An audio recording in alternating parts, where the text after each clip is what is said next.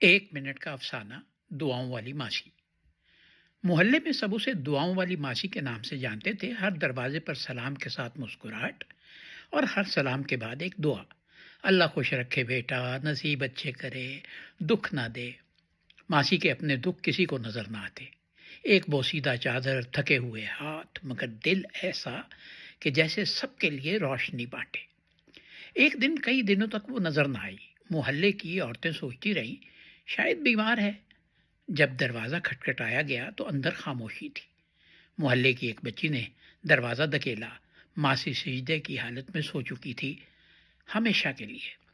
کونے میں رکھا اس کا پرانا تھیلا کھولا گیا تو اندر سے چند سکے، ایک ٹوٹی تسبیح، ایک پرچی ملی جس پر لکھا تھا: میں تو ہمیشہ تم سب کے لیے دعا کرتی رہی، اب وقت آ گیا ہے کہ تم بھی میرے لیے دعا کرو۔